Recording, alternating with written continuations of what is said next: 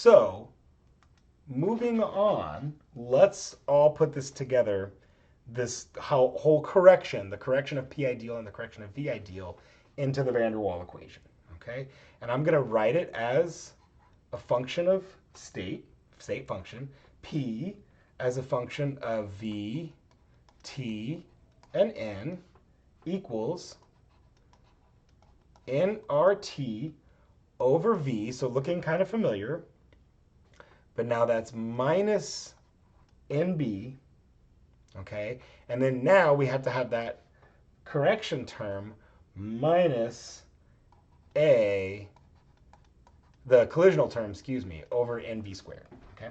And now these V's and P's and T's that I'm putting here are no longer like ideal or observed, they're just the state, right?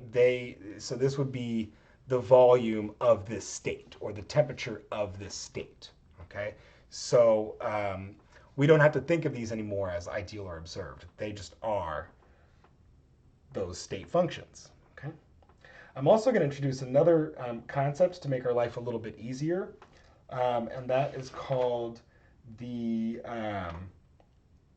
intensive parameter molar volume. So remember, we discussed that volume is extensive. It depends on the amount. But I can make this an intensive property by ratioing it to two extensive properties. So for example, if I say V divided by N, so we know volume is extensive, number of moles is extensive, but if I ratio two extensive properties, I have now an intensive property. That's going to be V lowercase m, molar volume. Bless me. Okay, because I don't think anybody's going to be able to say that to me while I'm recording this video. Anyways, so now whenever we see this in this class, we're going to see this quite a bit. Okay, we're going to see this subscript m.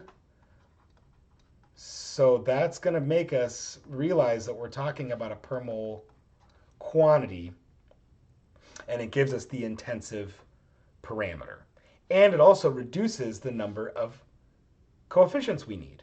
Okay, so I'll rewrite this now down here, and I can say P as a function of molar volume and just temperature. Okay, and that's going to go as RT over Vm minus B minus A over Vm squared. So both of these versions of the van der Waal equation are perfectly legal. It's just a matter of how many states or how many variables you want to keep track of. Okay, so get used to seeing both versions of these types of quantities. Okay, and so as we said, A and B are the van der Waals coefficients. Okay, so the volume occupied by a sample of gas molecules, right, gives us, so volume occupied by a sample of gas molecules has to be V minus NB, because we have to account for the volume of the molecules themselves, okay? And so this term gets subtracted out because we really do want to account for not only the volume that the molecules occupy, but the space between them, okay? And we don't want to double count that space. And then, of course, the collisional term is this A over NV squared. Because now you notice here, if we did a unit analysis on this, we would actually find that this gives us a unit of pressure, okay? So let me back up really quick. So the A term is atmosphere liter squared per mole squared, right? So if A is atmosphere liter squared per mole squared, and I multiply it by mole squared over liter squared, right? Those cancel, those cancel, those cancel, and I'm left with atmospheres, all right? And then, of course, as you can see, we note that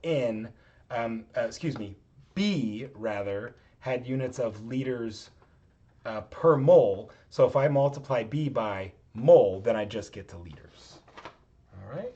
So I think that, yes, okay, so that's a pretty good place to stop this lecture. Okay, yeah, Moving on to part two momentarily.